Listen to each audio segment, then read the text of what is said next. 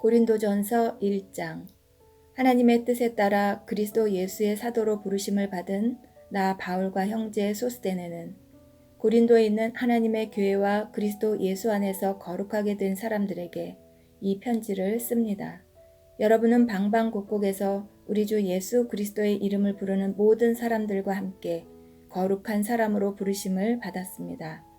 예수 그리스도는 우리의 주님이시며 또한 이 모든 사람들의 주님이 되십니다. 하나님 우리 아버지와 주 예수 그리스도께서 여러분에게 은혜와 평강을 주시기를 바랍니다. 그리스도 예수 안에서 여러분에게 주신 하나님의 은혜로 말미암아 나는 늘 하나님께 감사드립니다. 여러분은 예수 그리스도 안에서 모든 말하는 것과 모든 지식 등 모든 면에서 풍성하게 되었습니다. 내가 이렇게 말씀드리는 것은 그리스도에 관하여 증언한 것이 여러분 안에서 확고해졌기 때문입니다.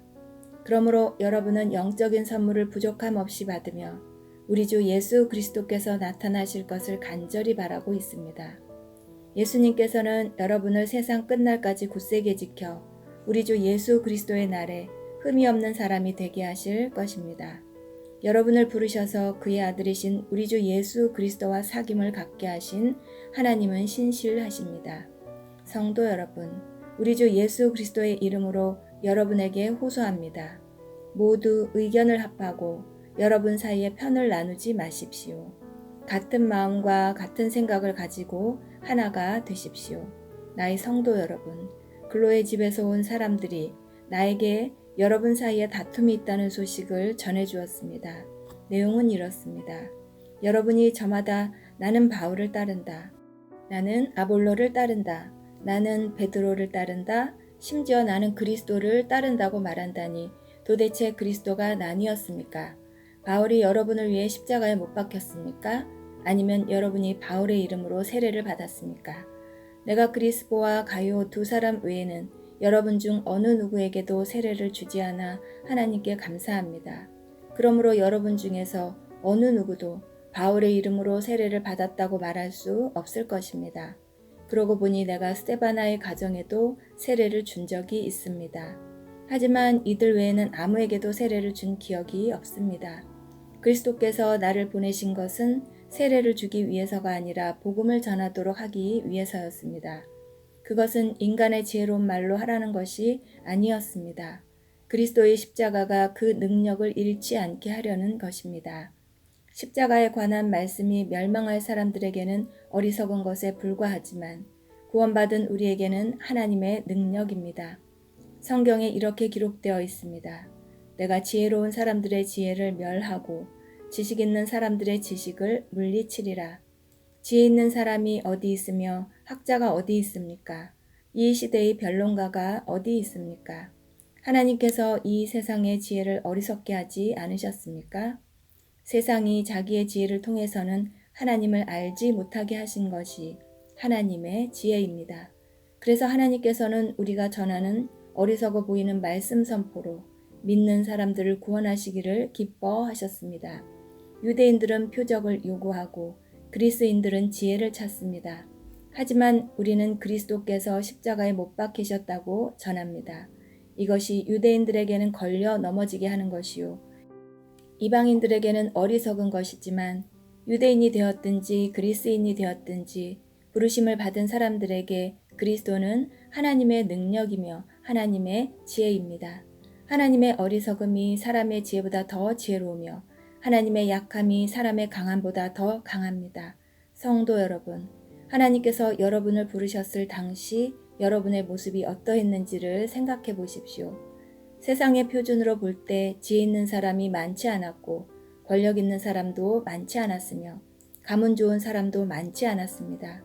그러나 하나님께서는 지혜로운 것들을 부끄럽게 하시려고 세상에 미련한 것들을 선택하셨고 강한 것들을 부끄럽게 하시려고 세상의 약한 것들을 선택하셨습니다.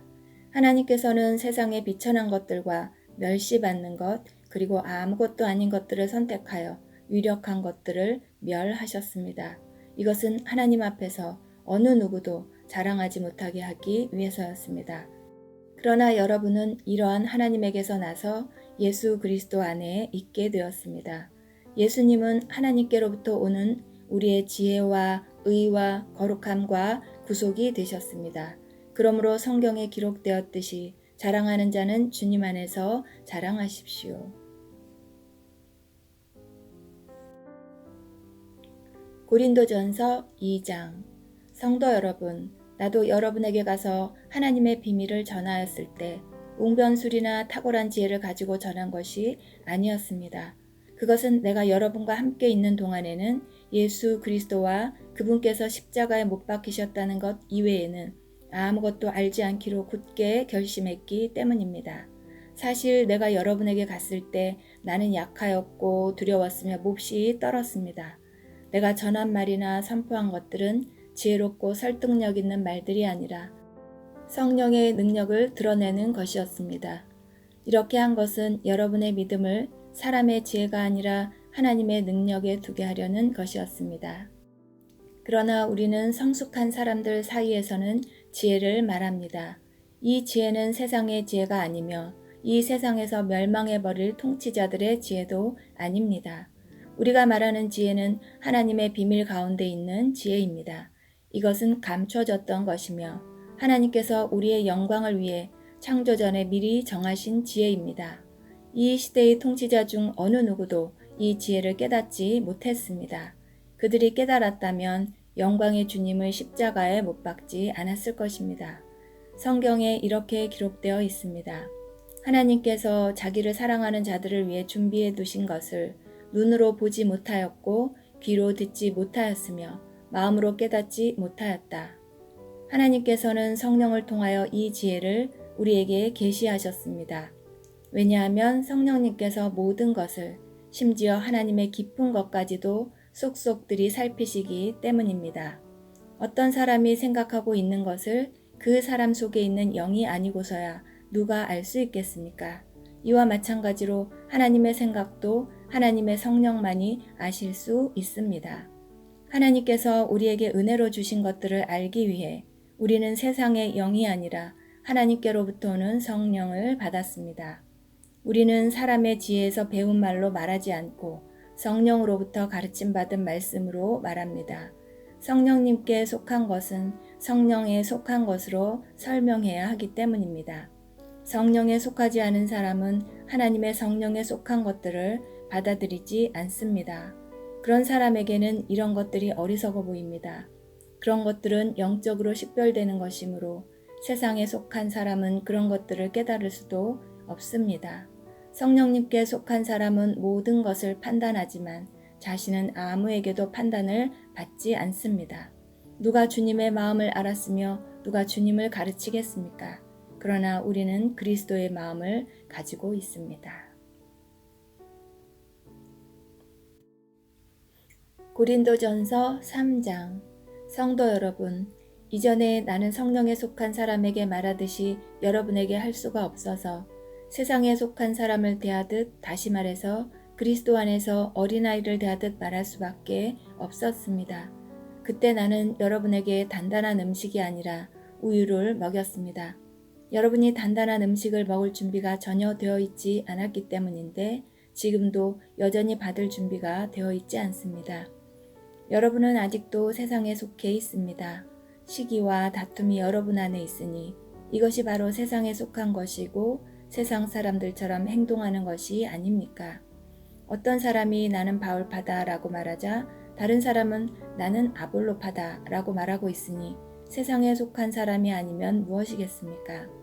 도대체 아볼로가 무엇이고 바울이 무엇입니까? 나나 아볼로나 여러분을 믿도록 하고 주님께서 각 사람에게 할 일을 맡기셔서 일하는 일꾼에 불과합니다. 나는 씨앗을 심었고 아볼로는 물을 주었으나 자라게 하시는 분은 하나님이십니다. 그러므로 심는 사람이나 물을 주는 사람은 아무것도 아니지만 자라게 하시는 분인 하나님은 중요합니다. 심는 사람과 물 주는 사람은 하나의 목적 때문에 일을 합니다. 각 사람은 자기가 한 수고만큼 보수를 받을 것입니다. 우리는 하나님의 동역자요, 여러분은 하나님의 밭이며 하나님의 건물입니다. 나는 하나님께서 내게 주신 은혜대로 유능한 건축가처럼 기초를 놓았습니다. 하지만 다른 사람들은 그 위에 건물을 세우고 있습니다. 그러나 각 사람은 이 기초 위에 어떻게 건물을 세워야 할지 주의해야 합니다. 아무도 이미 놓여 있는 기초 외에 다른 기초를 놓을 수 없습니다. 왜냐하면 그 기초는 예수 그리스도이시기 때문입니다. 어떤 사람이 이 기초 위에 금이나 은이나 보석이나 또는 나무나 풀이나 집 등을 이용하여 건물을 세울 것인데 각 사람이 일한 성과가 드러나게 될 것입니다. 그날은 불로 나타나기 때문에 일한 것이 밝히 드러날 것입니다. 그래서 그 불이 각 사람의 한 일을 검증할 것입니다. 어떤 사람이 세운 것이 그대로 남아있으면 그는 보수를 받을 것입니다. 그가 세운 것이 다 없어져 버리면 그는 손실을 입게 될 것입니다. 그러나 그 사람 자신은 마치 불을 거쳐서 살아온 것 같은 구원을 받을 것입니다. 여러분은 자신들이 하나님의 성전인 것과 하나님의 성령께서 여러분 안에 계신다는 사실을 알지 못합니까? 누구든지 하나님의 성전을 멸하면 하나님께서 그 사람을 멸하실 것입니다. 그것은 하나님의 성전은 거룩하며 여러분 자신이 바로 그 성전이기 때문입니다. 자신을 속이지 마십시오.